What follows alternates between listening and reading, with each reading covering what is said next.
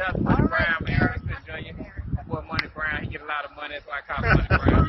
What's good, Money Brown TV? What up, what up? Yeah. I want to give a shout out to Money Brown TV. Thank you so much for everything. Hey, this is Ryan Garcia here. Shout out to Money Brown TV. And keep punching, baby.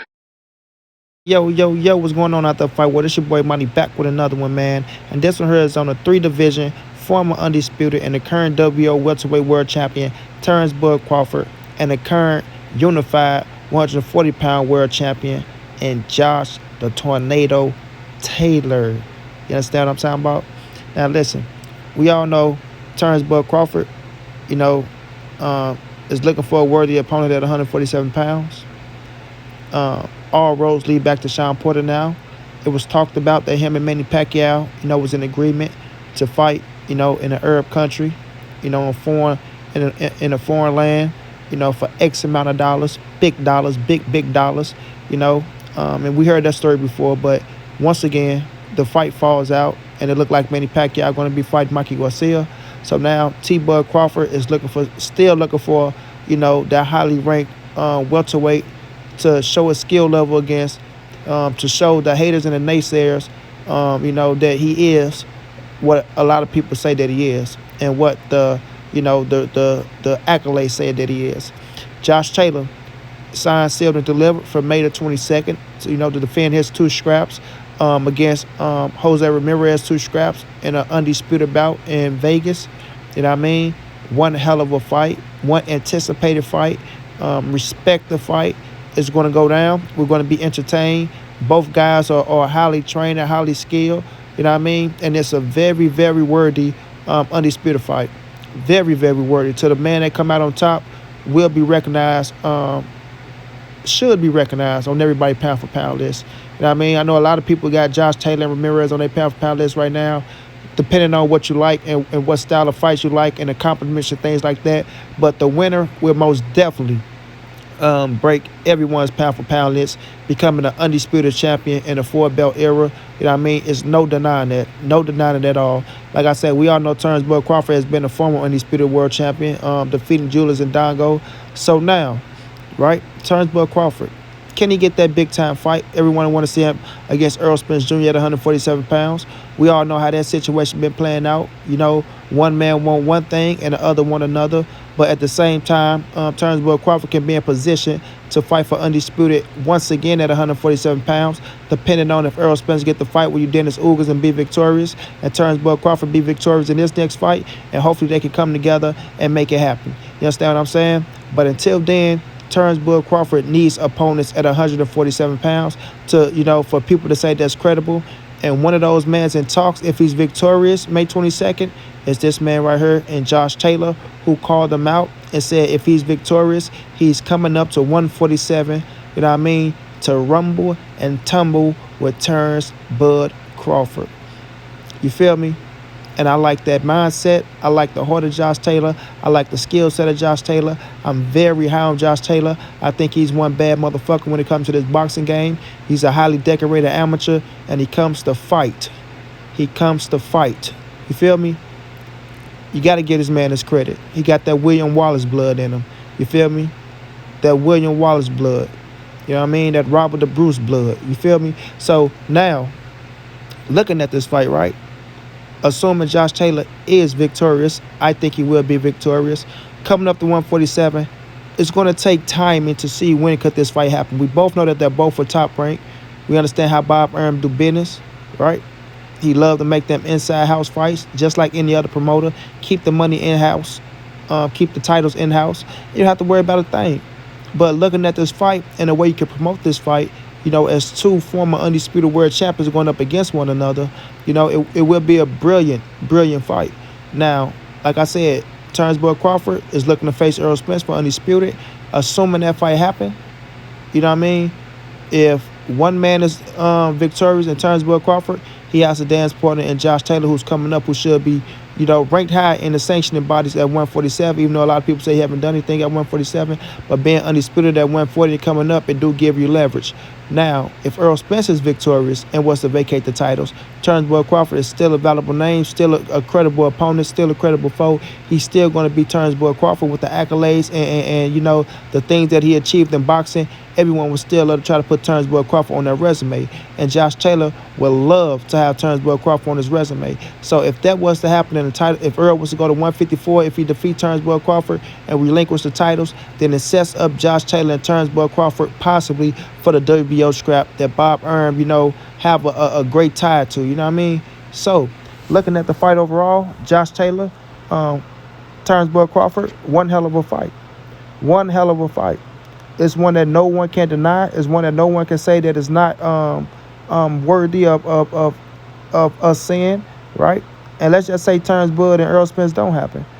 You understand what I'm saying? If Bud was to fight someone, then they can't come to terms on making a fight with Errol Spence.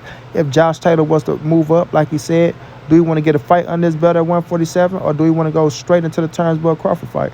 Now, looking at Josh Taylor, like I say, he's a big 140-pounder. Josh is a big 140-pounder. I think he can go to 147 and fit right in with the height and a reach, and then him putting on the extra pounds. Like, I feel like, it might be better for him and a less strain on his body.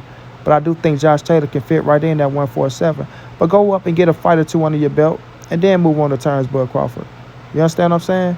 Now, we know we're going to have people in line like Victor Ortiz and Jerron Bruce Ennis and, the Sean Porters and the Danny Garcias and names of that nature. But when you're under the banner of Top Rank, and Top Rank don't have a lot of fighters for Terrance Bud Crawford, then Josh Taylor comes right in play. He comes right in play. You understand me? Like I say, Bob Arum loved doing in-house fights, and Bob Arum would not pass up on this opportunity. He will not. Now, like I said, getting into this fight, bro, I think it's a brilliant fucking fight. I think both are highly skilled. You understand me? Taylor, great jab, great 1-2. Has heart, has defense. Ain't the top defense, but he has defense, right? He's a dog in the ring. He know how to fight. Like I say, he got that fight in him.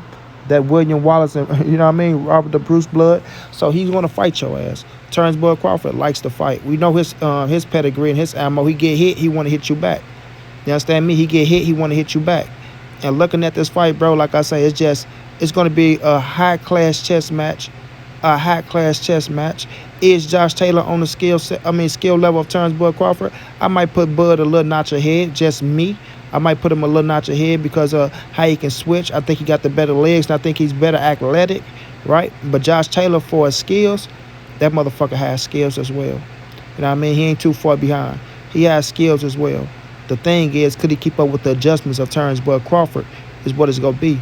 But like we've been saying lately, at 147, Terrance Bud Crawford haven't been making too many adjustments, using his legs and things of that nature. He's just been banging it out, and he's falling in love with the knockout, it seems like. It seems like he's falling in love with the knockout to prove that he has power at 147. And credit, he's knocked out every opponent that he fought at 147, but I don't think that was to the level of Josh Taylor.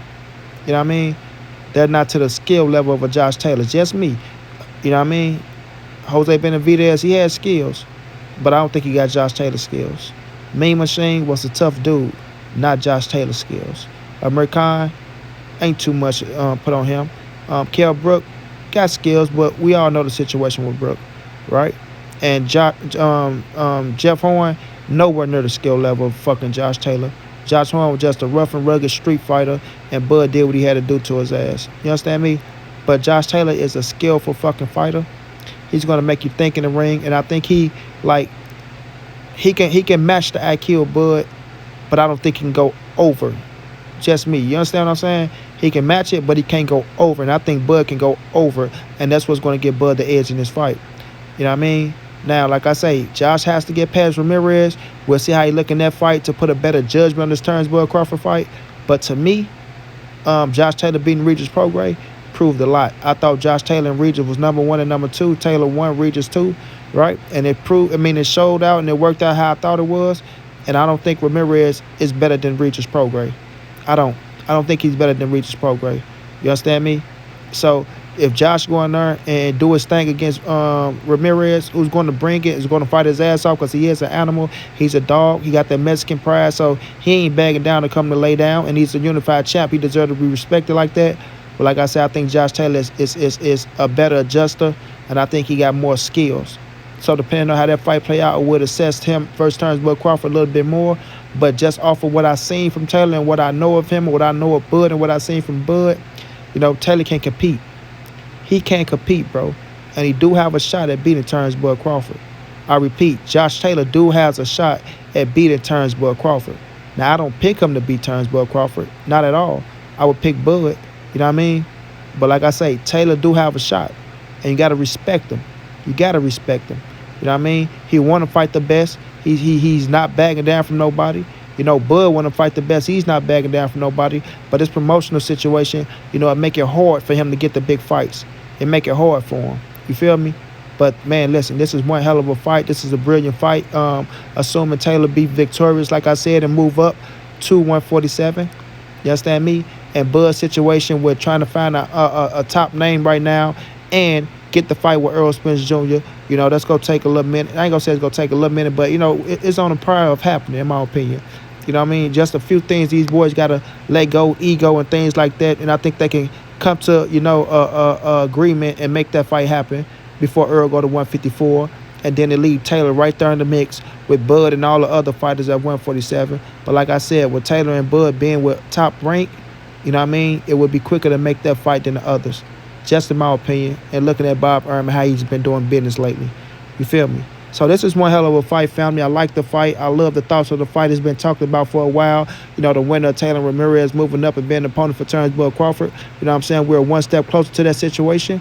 Let me know let me know what y'all think about this fight. Do y'all think Taylor can compete with Terrance Crawford? Do y'all think Taylor can beat Terrance Crawford? Or would Terrance Crawford just be too much for Josh Taylor coming up from 147, depending on how he look against Ramirez? You know what I mean? So it's a win-win situation for Bob Arum. It's a win-win situation for us, the fans, because like I say, this is one hell of a fight. But let me know y'all thoughts, man. Like I say, I think Taylor have a shot at beating Bud, but I would pick Bud to win this fight. You understand me? But until then, this your boy Monty. This the NSBC moving. Ain't nobody safe in these streets. Hit them thumbs up, subscribe to the channel if you want to donate. OG Money on Cash App. Treyham52@gmail.com on PayPal. If you can't, just tell a friend, hit the subscribe button, like, comment, share the video. Y'all know how your boy get down, man. Big dog status, family.